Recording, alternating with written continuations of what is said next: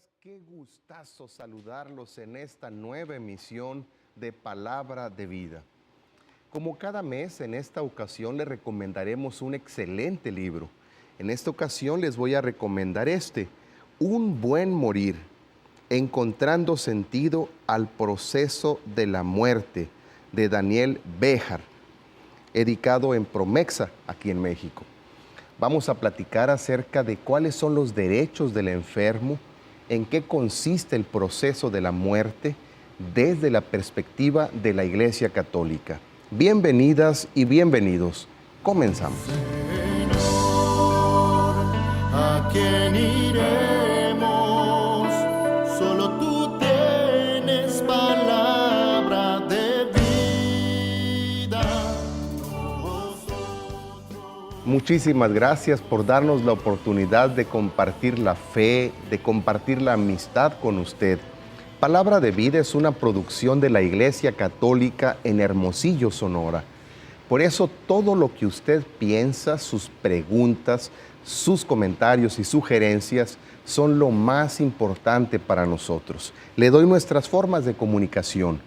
Llámenos al 215-6705 si usted vive en Hermosillo, Sonora.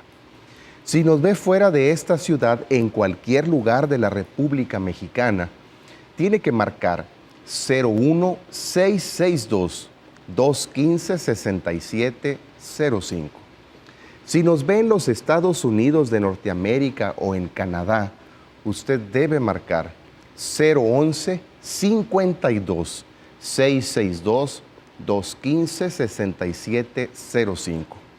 También puede enviarnos sus mensajes de texto a nuestro teléfono celular, que en este momento nuestra productora, la señora Guerrero, pone en su pantalla.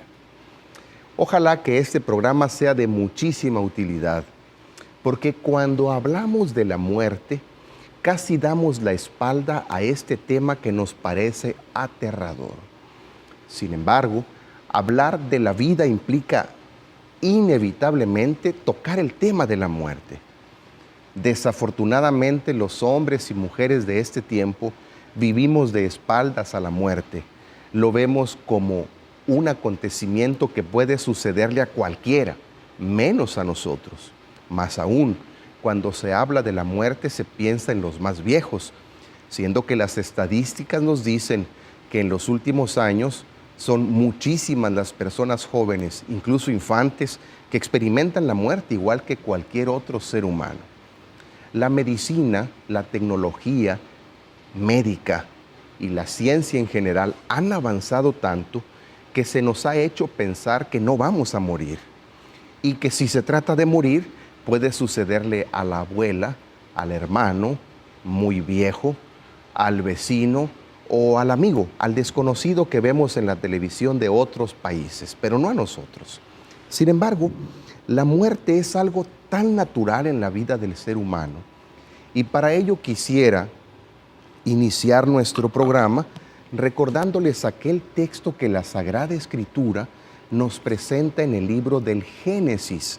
Aquí, en este libro del Génesis, se nos narra de una manera poética cómo fue la creación del cosmos, pero en especial la creación del ser humano. Desde el capítulo 1 se nos habla de esta creación del ser humano. Hay muchísimas explicaciones para hablar del origen del hombre. Hay explicaciones científicas, hay explicaciones pseudocientíficas, hay explicaciones filosóficas, hay explicaciones esotéricas. Ahora últimamente hay explicaciones alienígenas y una gama interminable de maneras de explicar cómo surgió el ser humano. Entre todas estas formas de entender al hombre y a la mujer, los que creemos en Cristo tenemos como base el texto del libro del Génesis. Especifiquemos que este capítulo 1 del Génesis, como los 11 primeros capítulos de este libro, son ahistóricos, no son históricos. Es decir, la narración de la creación del hombre y la mujer que encontramos en este libro es un cuento. Dicho de otra manera, La narración que el Génesis hace de la creación del hombre y la mujer es un pequeño cuento para explicar a los oyentes más o menos. Se escribió en el año 250, 260 a.C., pero una narración que viene desde los orígenes del pueblo hebreo para entender que Dios es el creador de cuanto existe. En este libro poético, en este pasaje poético, se nos dice que Dios creó al ser humano de la siguiente manera. Tomó un poco de lodo, un poco de barro. En Sonora decimos un puño de zoquete. Y de ese barro formó un pequeño muñeco.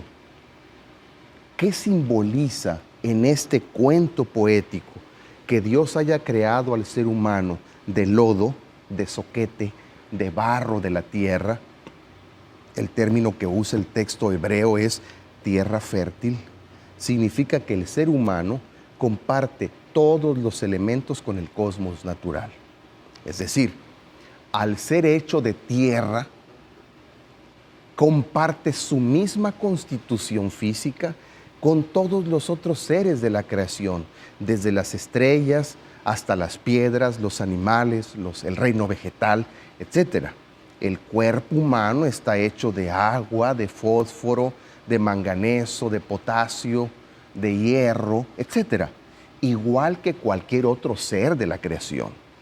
Cuando Dios crea el cuerpo humano de tierra, entonces lo hace caduco, es decir, vive por un tiempo y sin embargo, llegado el momento, se da la caducidad de esos elementos como le sucede a las estrellas, a los árboles y a los animales, a los peces, etc. Pero hay un mensaje especial en esta narración. Nos dice el texto que Dios sopló en la nariz de aquel muñeco de barro y comenzó a vivir. Eso tiene un significado importante. Se lo platicaré después de la pausa.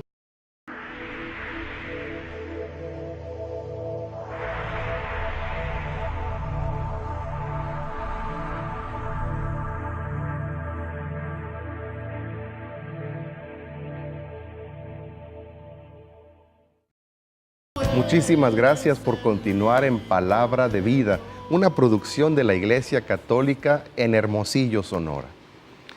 Estábamos platicando de cómo entre tantas explicaciones que el hombre y la mujer han buscado sobre su origen, predomina la narración revelada por Dios de la Sagrada Escritura. También explicábamos que este primer capítulo del Génesis, en el que se nos narra la creación del mundo y particularmente la creación del ser humano, es un pequeño cuento poético, no histórico, para decirnos que Dios es el creador de cuanto existe. También decíamos que en el texto en que se narra cómo fue hecho el ser humano, podemos encontrar un significado profundísimo para entender nuestra identidad caduca. Nos quedamos explicando que al hacer un muñeco de barro, de lodo, de zoquete, significaba en el libro del Génesis que el ser humano en su condición física comparte la caducidad con todo el cosmos, es decir, hecho de agua, de tierra, de potasio, de magnesio, de fósforo, de calcio y todos los elementos químicos que ya conocemos, el hombre es caduco. Todos estos elementos llegan después de irse desarrollando a la caducidad y por tanto en la misma creación del ser humano está implícita, es intrínseca la muerte. Sin embargo, el mismo libro del Génesis, al narrarnos sobre este muñeco de barro modelado por las manos mismas de Dios, dice que le sopló en la nariz su aliento de vida y comenzó a vivir. Es decir, en el ser humano hay un elemento que no es caduco como el cuerpo.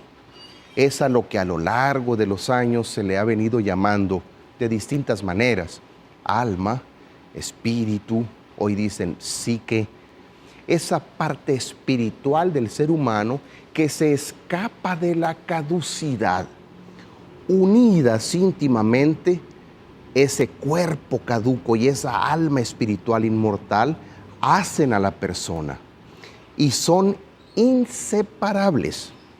No puede haber un alma sin el cuerpo, ni puede haber un cuerpo sin el alma. El ser humano entonces es espíritu encarnado o cuerpo espiritual, íntimamente unidos. ¿En qué consistiría entonces la muerte?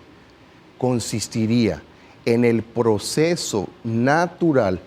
Aprendamos desde el principio una palabra, proceso natural, en el que la condición física del ser humano, su cuerpo, sus músculos, sus huesos, sus órganos vitales y aquellos que no son vitales, sus uñas, sus cabellos, sus células, pues, van cumpliendo el proceso natural de desarrollo y maduración para llegar a la caducidad, es decir, a dejar de funcionar. ¿Por qué? Porque así fuimos creados, es intrínseco a nosotros la caducidad. La muerte entonces es ese proceso natural en el que, llegada la caducidad absoluta, las células del cuerpo humano se separan del alma. ¿Qué sucede con el alma? Será un tema de un próximo programa. Ahorita nos estamos ocupando de este libro maravilloso de Un Buen Morir y quiero concentrarme en el tema de la muerte para entenderlo mejor. Pero de manera especial, aclaro que tratamos este tema basados en lo que nos dice Daniel Béjar, no para asustarnos, sino más bien para entender el cuidado, el amor, el respeto, la paciencia y la dignidad con que debemos tratar a nuestros enfermos, a nuestros ancianos y a nuestros enfermos terminales. Esa parte espiritual del ser humano pervive, sobrevive a la muerte del cuerpo. Pero el cuerpo humano, el ser humano, porque es su totalidad, inevitablemente tendrá que experimentar la muerte en algún momento, encontrando sentido al proceso de la muerte. Antes de iniciar nuestro programa, mientras celebraba la misa, alguien me decía, Padre, ¿por qué usted cuando habla de la muerte habla de proceso, siendo que la muerte es un momento en especial? No, evidentemente no. La muerte es un proceso. El ser humano, al mismo tiempo que es un ser para la vida, es un ser para la muerte. Recuerdo cuando uno de nuestros camarógrafos, Jesús Valencia, nos decía, hoy cumplí años, un año más de vida. Es cierto, pero al mismo tiempo se podría decir, un año menos de vida. Alguien decía, salió el sol y me levanté. Un día más de vida. Es cierto, es un día más de vida, pero al mismo tiempo es un día menos de vida. Cada día que pasa en realidad es un día menos, no un día más. Por eso hablamos de la muerte como un proceso. Cada día que el ser humano vive, goza, ama, disfruta, come, abraza, besa, juega, se desarrolla, se planifica, va cumpliendo un proceso que inevitablemente lo llevará a la caducidad total, a la muerte absoluta de las células vivas de su cuerpo, es decir, a la muerte. No es esto para asustarnos, sino para darle sentido absoluto, pleno a nuestra vida. ¿Cómo llegar a una buena muerte? Bueno, teniendo una buena vida. La mejor manera de morir bien es vivir bien. Y eso es lo que queremos aprender en este programa. No le vaya a cambiar, en un momentito regresamos.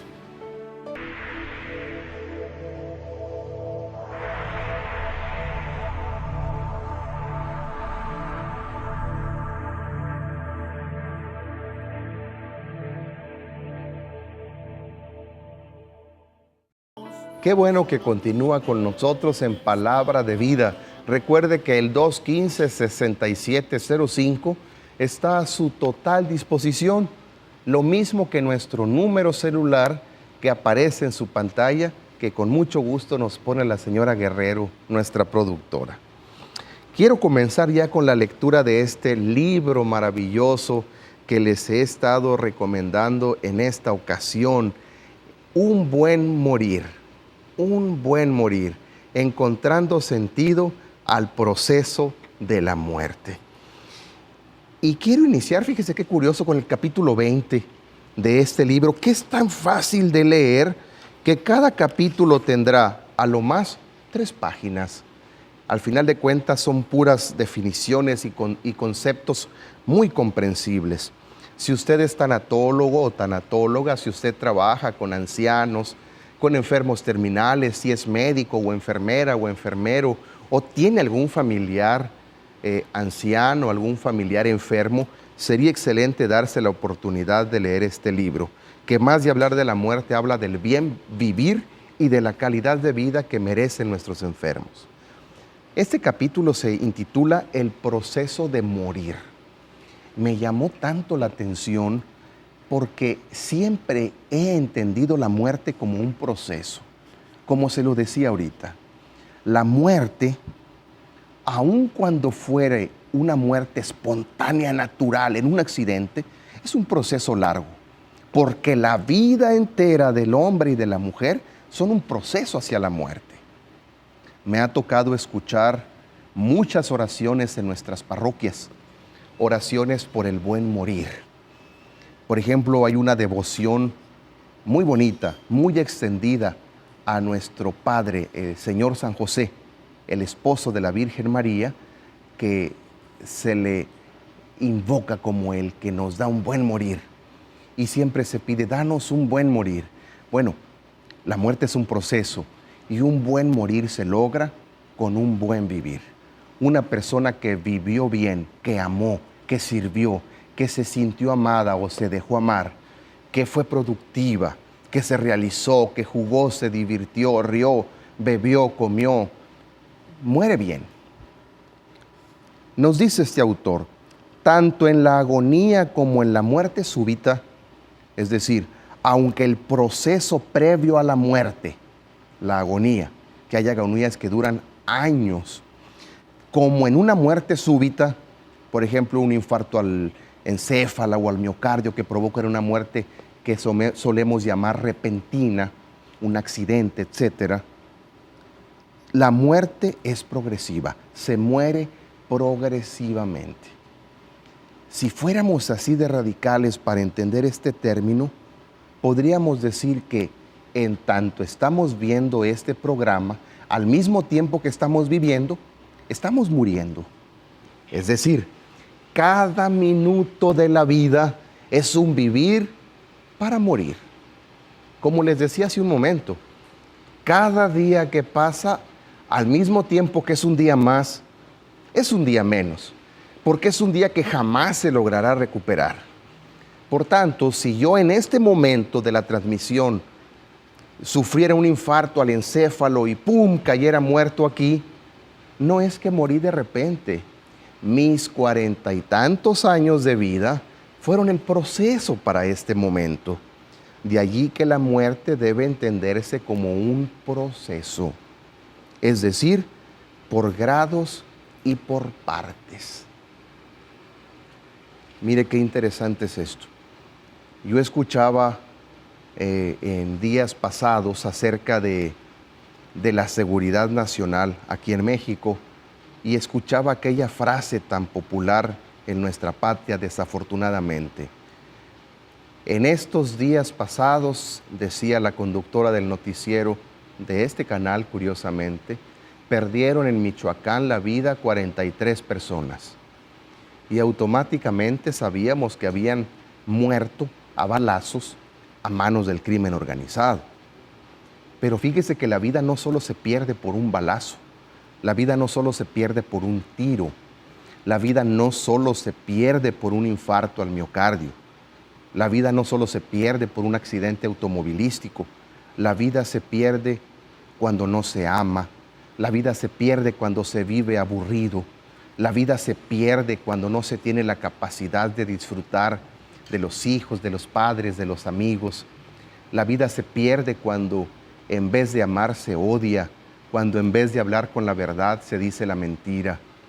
La vida se pierde de mil maneras cuando no somos verdaderamente humanos, porque la muerte es un proceso que podemos adelantar. Por ejemplo, una persona que quizá por soledad, quizá por ignorancia, quizá por mala educación, quizá por una formación carente de valores y de amor a la existencia humana, quizá por las consecuencias de esta sociedad permisiva y violenta, se engancha a una adicción, a una droga sintética o al alcohol desmedidamente, está adelantando la muerte. La muerte es un proceso, no es algo repentino.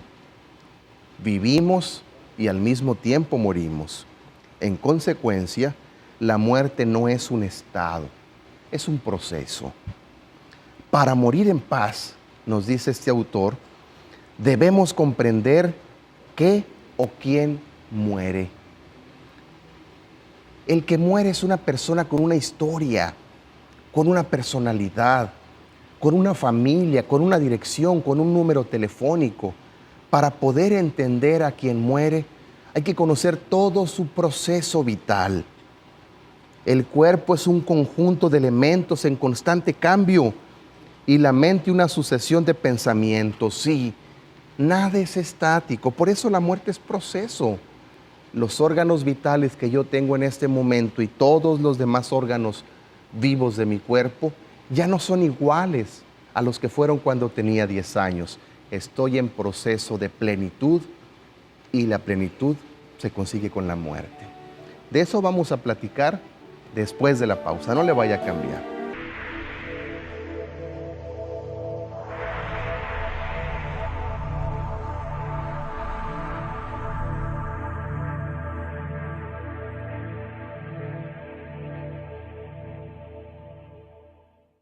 Muchísimas gracias por continuar con nosotros en Palabra de Vida. Ya empezaron las reacciones muy interesantes de nuestros amigos televidentes acerca del tema de hoy y nos insistían, ¿por qué se habla de proceso de morir?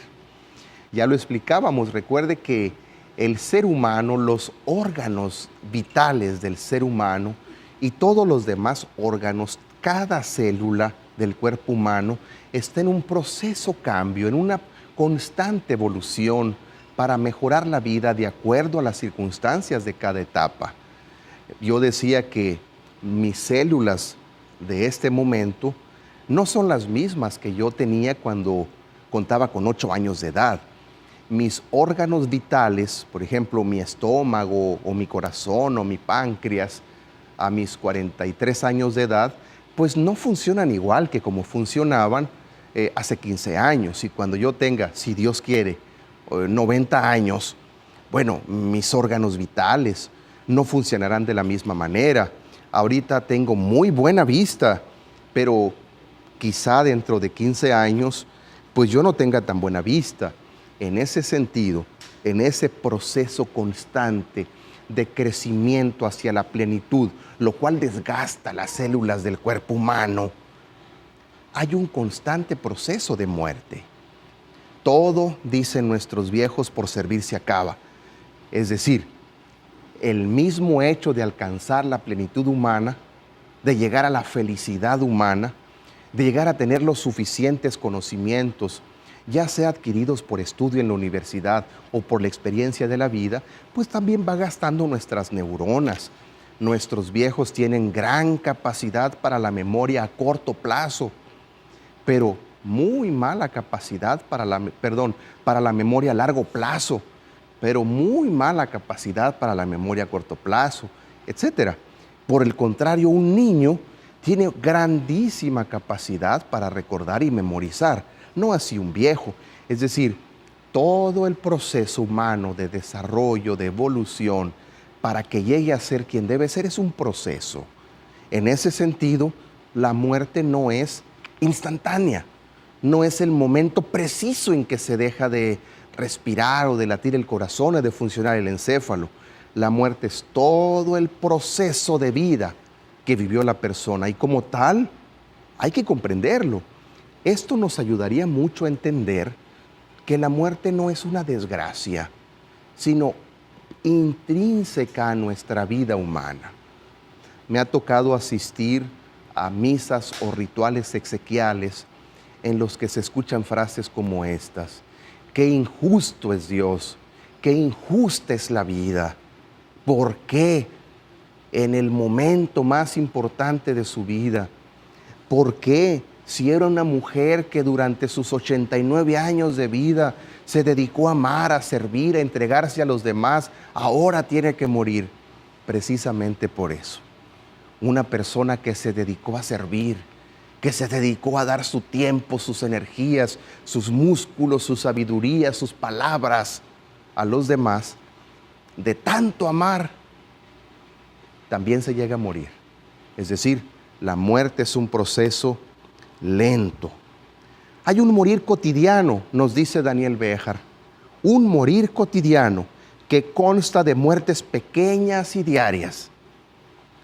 Simplemente no recuerdo, no soy médico.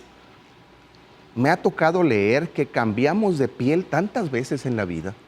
Es decir, vamos modificando y vamos cambiando nuestras células en función de adaptarnos a la edad y a las necesidades de cada época, de cada clima y de cada circunstancia. Tan sencillo como si que yo vivo en Hermosillo y estoy a 52 grados y de pronto viajo 2 meses a la Ciudad de México tan hermosa y vivo allá a 25 grados, hay un cambio radical en mi organismo para que yo pueda adaptarme a la nueva realidad a la que fui. Y cada día mueren células en mi cuerpo y cada día nacen células en mi cuerpo. Hay muertes cotidianas, muertes pequeñas de todos los días, que son solamente precursoras del único cambio sobre el cual no tenemos control.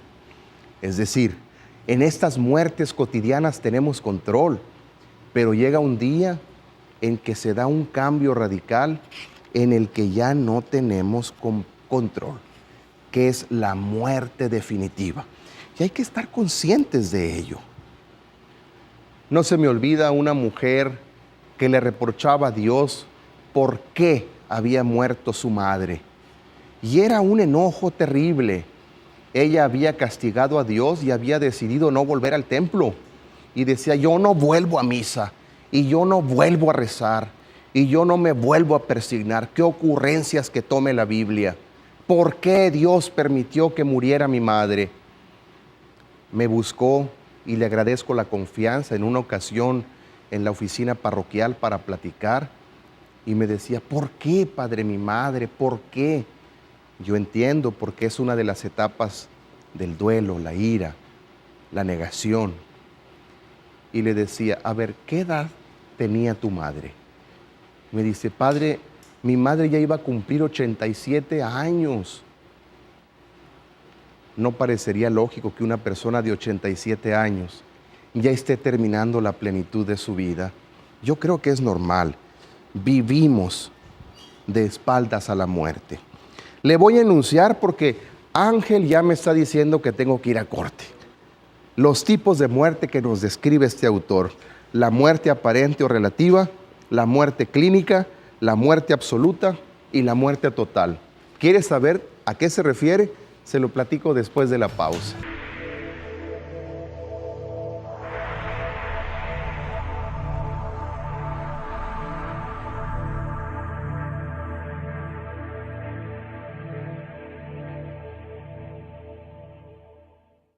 Platicábamos de que la muerte es un proceso, que así se trate de una muerte con una larga agonía o de una muerte súbita, un infarto al encéfalo, al miocardio, un accidente carretero, etcétera, todas son procesos. ¿Por qué?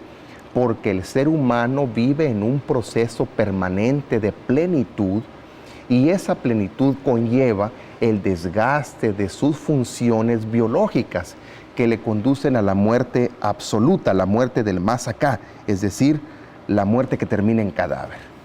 Para ello, nuestro autor nos presenta las siguientes definiciones. Primero habla de la muerte aparente o relativa. ¿A qué se refiere? La define así. La muerte aparente o relativa consiste básicamente en la desaparición del tono muscular, paro respiratoria o baja actividad cardíaca y circulatoria. Sin embargo, el individuo podría volver a la vida y recobrar la conciencia. Quizá muchos de nosotros hemos tenido algún familiar o algún conocido que vive esta muerte aparente o relativa. No hay función muscular, hay bajísima actividad cardíaca, hay poquísima, por tanto, actividad circulatoria, está en riesgo la actividad de respirar, etc. Pero cabe la posibilidad de que la persona vuelva a la vida. Esa sería la muerte aparente o relativa. Hay una segunda que es la muerte clínica. La muerte clínica, dice nuestro autor, se presenta cuando cesa la actividad cardíaca y respiratoria, desaparecen los reflejos o se suspende la vida de relación. Es decir, hay un paro cardíaco, no hay reflejos musculares, etc. Sin embargo, subsisten reacciones metabólicas y podría haber un retorno a la vida. Podría haber un retorno a la vida, salvo cuando la falta de irrigación sanguínea en el cerebro rebasa los 8 minutos. Esa sería la muerte clínica. No olvidemos que cuando se ha decretado la muerte clínica, no se puede hablar de muerte total, de muerte absoluta. Por eso es que la Iglesia Católica dice, aun cuando se haya decretado la muerte clínica, no se pueden donar los órganos vitales, porque cabe todavía la posibilidad de que la persona recobre la conciencia y las relaciones sociales. Viene luego la muerte absoluta. Esta se presenta cuando hay muerte cerebral y vida vegetativa asistida. Esto ocurre en el coma que sobrepasa un largo tiempo, ya no hay actividad. Esa es la muerte absoluta. Y por último, la muerte total. La muerte total es la culminación del proceso, es decir, cuando ya no existen células vivas. Fíjese qué interesante. Aquí entra todo el asunto de la ética y de la moral que la Iglesia nos ofrece acerca de la eutanasia. Cuando hay muerte aparente o relativa, es decir, cuando hay atonía muscular y una bajísima intensidad respiratoria y cardíaca, no podemos hablar de muerte total. La persona puede recobrar la conciencia. Cuando hablamos de muerte clínica, es decir, cuando no hay actividad cardíaca ni respiratoria, tampoco podemos hablar de muerte total, porque la persona puede retomar la conciencia y volver a la vida. De allí que no se puedan donar los órganos vitales aun cuando se haya decretado la muerte clínica. Luego viene la muerte absoluta, o lo que conocemos como muerte cerebral, con vida vegetativa asistida. En esos casos, la Iglesia Católica nos enseña que se debe evitar la, vamos a decirle, encarnización terapéutica. No se debe mantener a la persona, no se debe prolongar en el tiempo la vida vegetativa provocando algún tipo de sufrimiento si ya no hay esperanzas de vida. Ahí ya no hay manera de que la persona vuelva a la conciencia. Y aquí entra también el aspecto de la oración, es que no podrá Dios. Cuando hemos llegado a la muerte cerebral o vegetativa, no hay manera de recobrar la vida, la conciencia, la vida relacional y social. Y cuando se ha dado la muerte total, es decir, la culminación del proceso, cuando ya no hay células vivas, es cuando realmente hablamos de la muerte como paso de esta vida a la vida eterna. Nuestros amigos televidentes ya nos han preguntado, ¿y qué derechos tienen los enfermos que están en este proceso de muerte total? Y de eso le quiero platicar después de la pausa. No le vaya a cambiar.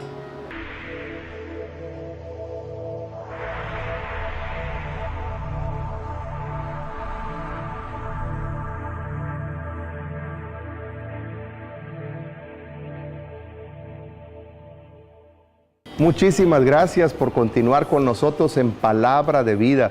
Quiero aprovechar para mandar un saludo muy afectuoso a todos nuestros amigos de la frontera del estado de Sonora, desde San Luis Río Colorado, Sonoita, ya creo que no se llama Sonoita ya, ¿verdad?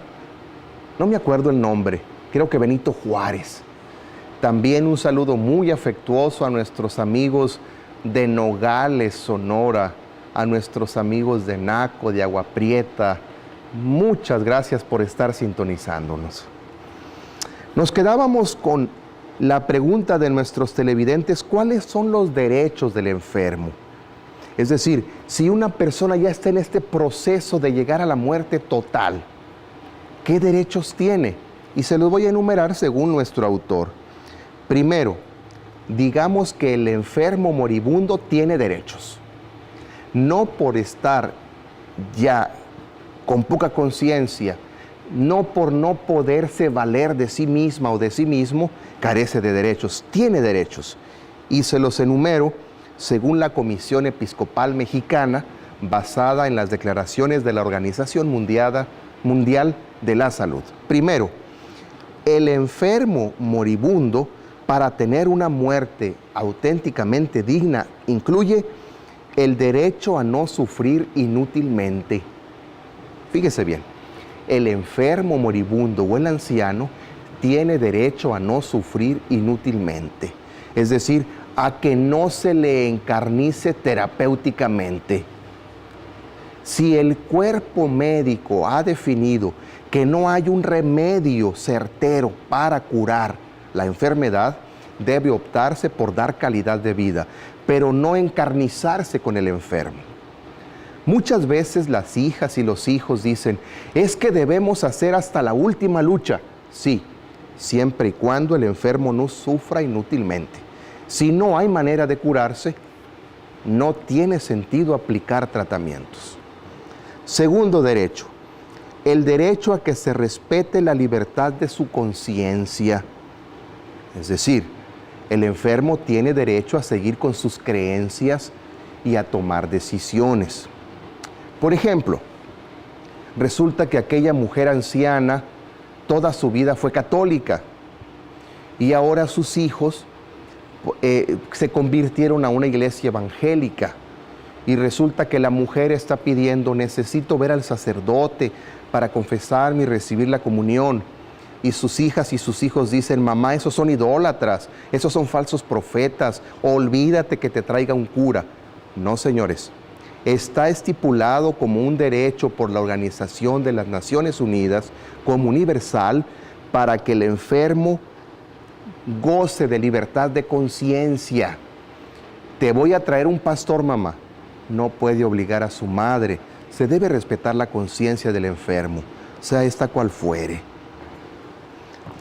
También el enfermo tiene derecho a conocer la verdad de su situación, es decir, a que se le informe cabalmente de cuál es su enfermedad, cuál es el proceso que hizo que desencadenara esta enfermedad y cuál es el posible escenario a futuro de su enfermedad. No se le debe ocultar información.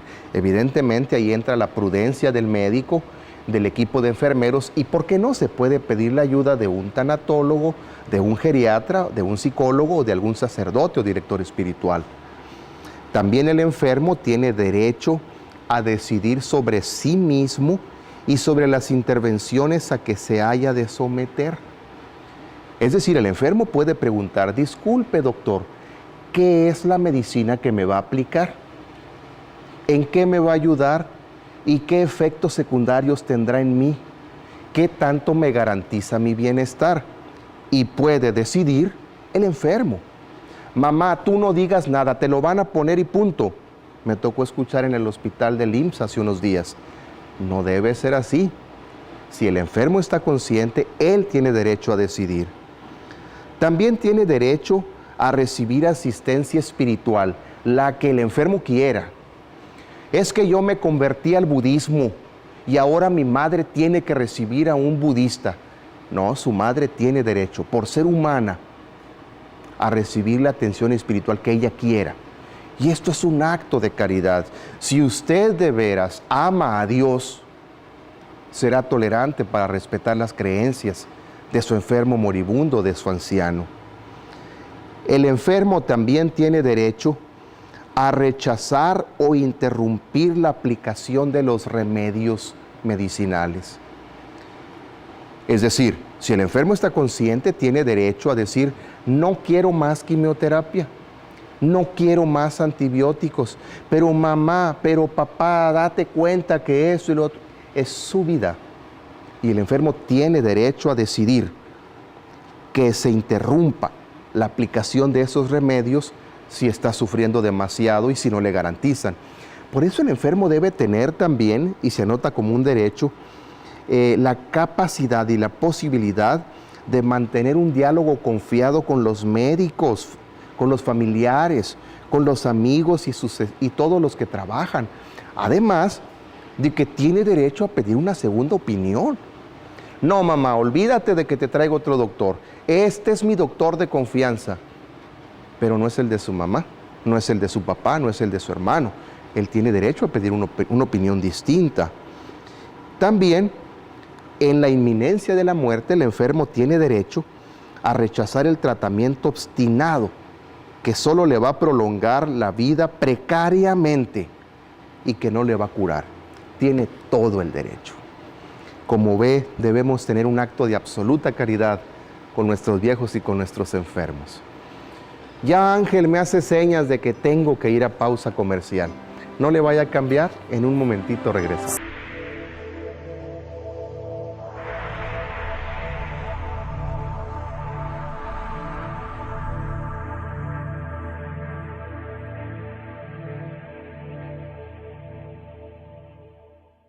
Muchísimas gracias por darnos la oportunidad de compartir la fe y de compartir la amistad con usted aquí en Palabra de Vida, una producción de la Iglesia Católica en Hermosillo, Sonora. Mi productora me mandó ya las llamadas y preguntas que han llegado. Nos dicen, por ejemplo, ¿por qué se tiene que morir la gente buena habiendo tantas personas malas en el mundo? Bueno, ya hemos explicado que la muerte no depende de la moralidad de las personas. La muerte no es ni un castigo ni un premio de Dios. La muerte es el proceso natural de planificación humana para alcanzar la felicidad por medio del desarrollo de sus órganos vitales, de sus células vivas, que se adaptan a cada etapa de la historia y a cada necesidad, alcanzando la plenitud del amor y llegando a la caducidad. Es decir, la muerte es ese dejar de vivir el cuerpo, pero no la persona, porque hay un elemento espiritual, y eso le sucede a todo mundo. La muerte no tiene que ver con ser bueno o con ser malo, con ser justo o con ser impío, con ser santo, con ser pecador, con ser rico, con ser pobre. Además, así se trate de un santo ejemplarísimo, muere. Nos preguntan también, a mi padre, es una llamada de Culiacán, Sinaloa. A mi padre le diagnosticaron un cáncer terminal. Está lleno de metástasis y los doctores le dijeron que ya no hay nada que hacer, que solo la quimioterapia le podría prolongar un poco la vida, pero nunca curarlo. Y no lo conseguimos que acepte. ¿Debemos presionarlo? No, fíjese que no. Cuando el equipo médico interdisciplinario, el oncólogo, el internista, el médico general, los enfermeros o enfermeras que cuidan al enfermo, ya han calculado la realidad de la enfermedad y han llegado a la conclusión de que no hay manera de curarse. El enfermo tiene todo el derecho del mundo de suspender los tratamientos que le provocan dolor y tiene todo el derecho de decidir su propia muerte. Un enfermo que está consciente, es decir, que no tiene una discapacidad cerebral y puede tomar decisiones y firmar a favor o en contra de algún tratamiento, tiene todo el derecho del mundo de decidir. Yo recuerdo cuando mi madre, qué pena que ponga este ejemplo, estaba en una situación como la de su padre. Le dijeron: señora doña Lupita, usted ya no tiene remedio, no hay manera de hacer nada por usted, solamente le recomendamos que se vaya a su casa, que arregle sus cosas, que disfrute con calidad de vida que le pueden dar sus hijos, aunque tiene la posibilidad de recibir quimioterapia y prolongar un poco su estadía en este mundo. Ella preguntó: ¿la quimioterapia me va a curar? No, señora, la quimioterapia no le va a curar. ¿Y qué consecuencias tendrá la quimioterapia? Y le explicaron todo el dolor que implica la quimioterapia. Y ella conscientemente dijo: no, yo me quiero ir a mi casa a morirme en paz. El enfermo tiene como un derecho decidir continuar con un tratamiento o suspenderlo si es que el enfermo está consciente. Entonces, no creo que deban presionar a su padre. Soy una persona, nos dicen de una alada 633, no nos dejan su nombre, a la que siempre mi mamá me dijo que el matrimonio es de dos. Por eso dice el dicho: el casado casa quiere. Soy Ruth de Ciudad Obregón, saludos. Sí, evidentemente el matrimonio es de dos, y un hombre y una mujer. Curiosamente, la palabra matrimonio viene del latín, del derecho romano, matris, que quiere decir madre o maternidad, y munio, que significa defensa, defensa de la maternidad o defensa de la madre. Por tanto, para que pueda haber matrimonio, tiene que haber alguien que conciba y para. Y si son dos mujeres, pues no hay concepción, ni hay quien para. Y si son dos hombres, pues puede haber mucho amor y mucha intimidad y mucha compañía, pero no es matrimonio porque no hay fecundación y no hay quien para. Matris munio, defensa de la maternidad, que es lo contrario del término que usamos para hablar de las cosas, patrimonio, que es defensa del padre, que es visto como el proveedor. Así es, Ruth, el matrimonio es de dos, y cuando hay un tercero, pues ya no hay matrimonio. No hay matrimonio. Tengo tiempo, Ángel, todavía. Ándele. Nos dice una llamada de Hermosillo, Sonora. Mi madre es una anciana muy desesperada con las cosas de Dios. Quiere que la estemos llevando a misa cada domingo. Y ella no entiende que tanto mis hermanos como yo tenemos familias que atender. Y los domingos son los únicos días que podemos convivir con ellos. ¿Por qué se ponen así los viejitos tan intolerantes? Mire, otro derecho de los enfermos es recibir la atención espiritual de acuerdo a sus creencias siempre. Es un derecho humano poder expresar y profesar la fe religiosa, sea la iglesia católica, sea una iglesia evangélica, sea el budismo, sea el islamismo, pero es un derecho universal que debemos respetarles y que debemos facilitarle a nuestros viejos. Después de la pausa le voy a explicar por qué. No le vaya a cambiar.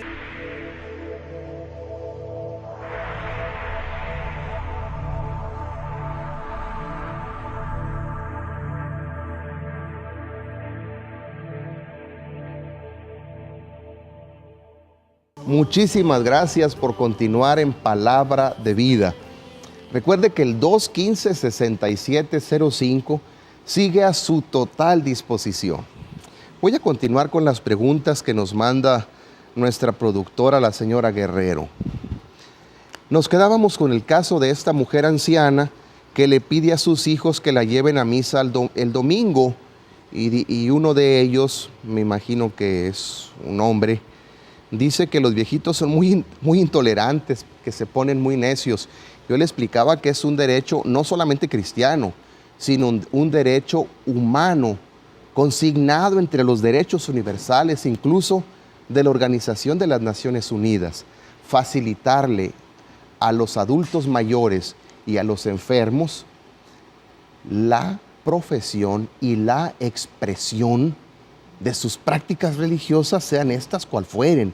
Si un hindú enfermo quiere ir a la práctica espiritual de sus dioses, tiene el derecho de que lo lleven.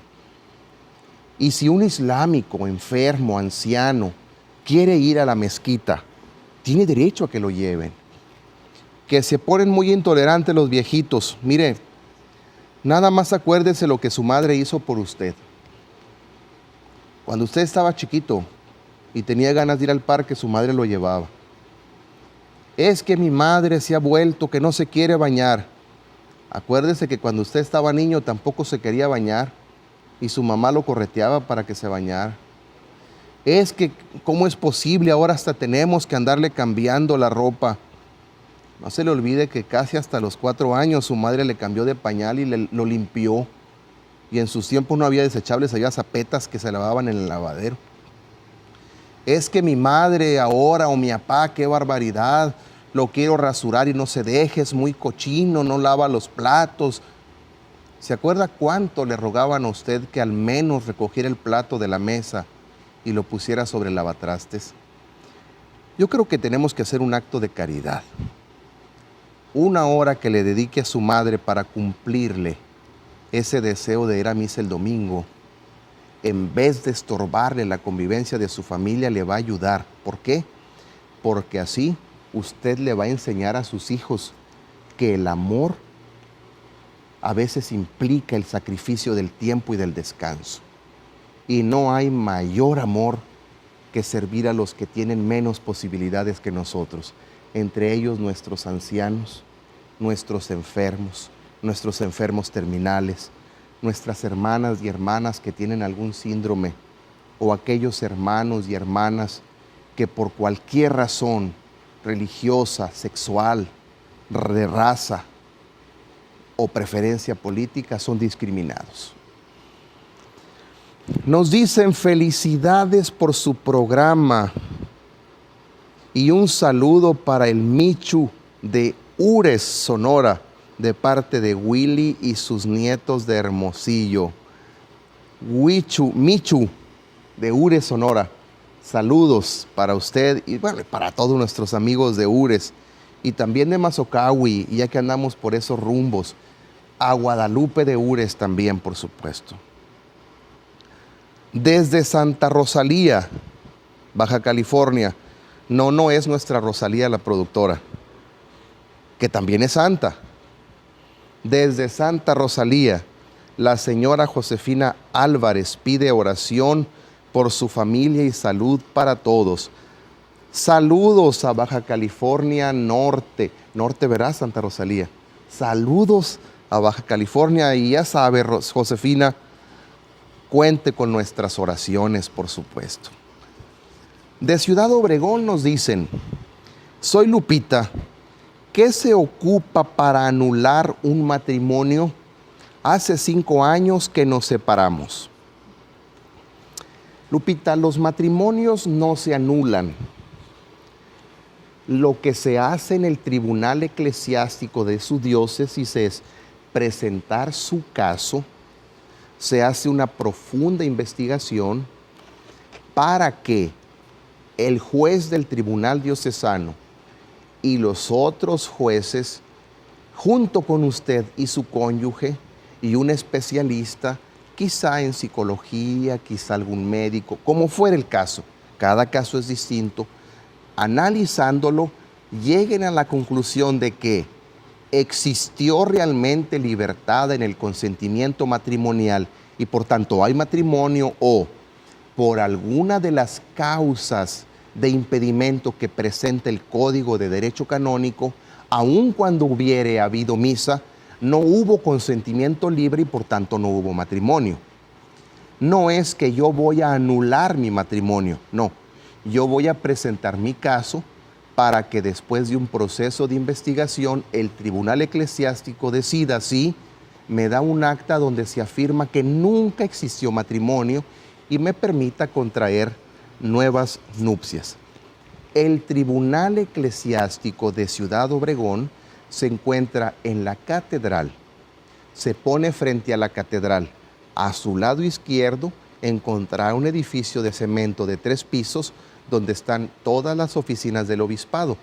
Allí se puede presentar su caso. Qué bonitos programas, saludos. Gracias por el programa Palabra de Vida y En tu mano está. Que Dios los bendiga. ¿Qué días los pasan? Porque me acabo de mudar aquí a Hermosillo y son de mucha ayuda sus temas. Saludos. Bueno, Palabra de Vida En tu mano está aparece todos los domingos a las 8 y a las 9 de la mañana. Y el programa Dies Domini, la misa dominical, aparece los sábados a las 6 de la tarde, los domingos a las 7 de la mañana y los domingos a las 6 de la tarde. Vamos a una pausa y en un momentito regresamos.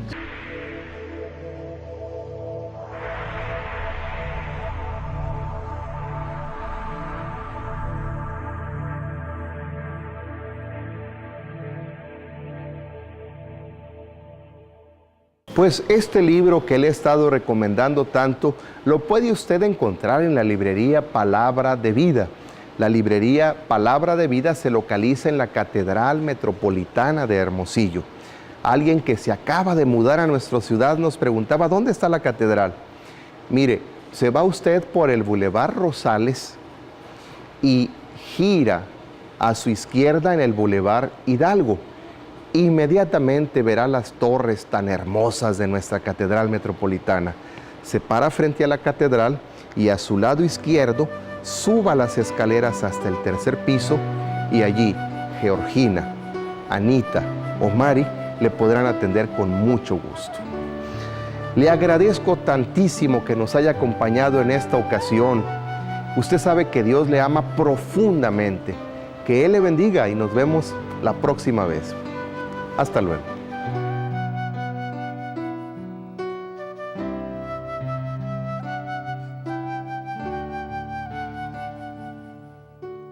Yo soy el pan de vida, el que viene a mí no tendrá hambre, el que viene a mí no tendrá sed.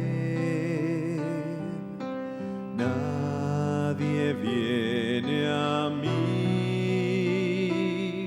si el Padre no lo llama, yo lo resucitaré,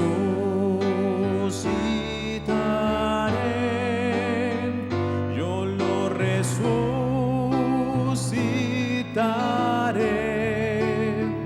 yo lo resucitaré.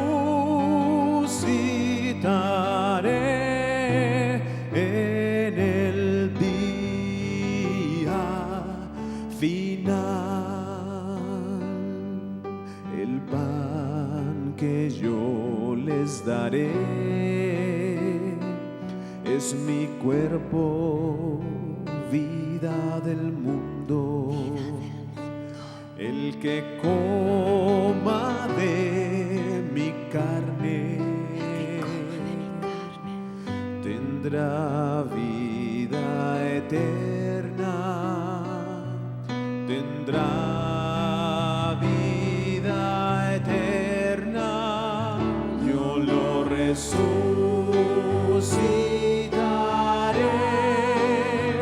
yo lo resucitaré,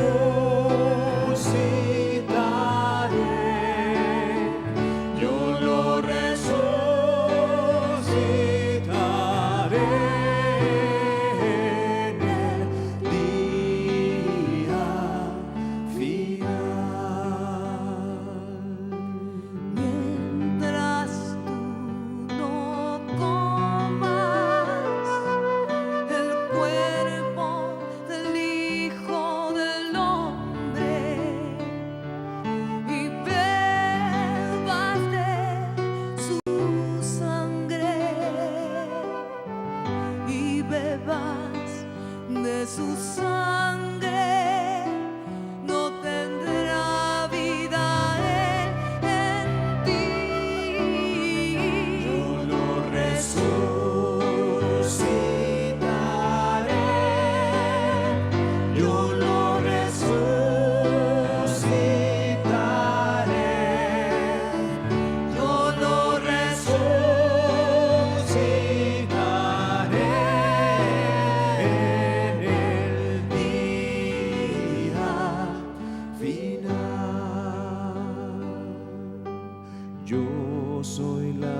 resurrección. Yo soy la vida, el que crea en mí tendrá vida eterna. aunque muera, tendrá vida eterna. Yo lo resucitaré,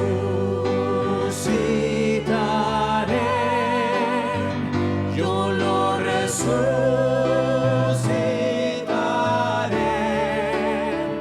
yo lo resucitaré en el día final.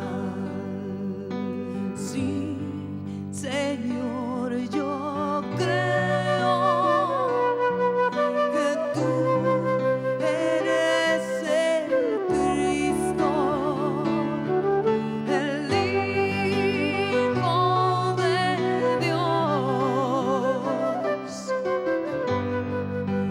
que vino al mundo para salvarnos. Yo lo resucitaré,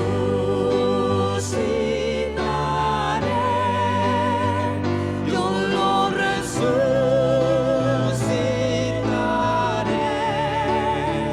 yo lo resucitaré en el día final. Yo lo resucitaré,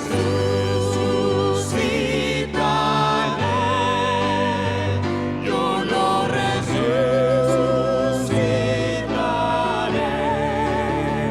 yo lo resucitaré en el día final. Yo lo resucitaré, yo lo resucitaré en el día final. Yo lo resucitaré, vida eterna.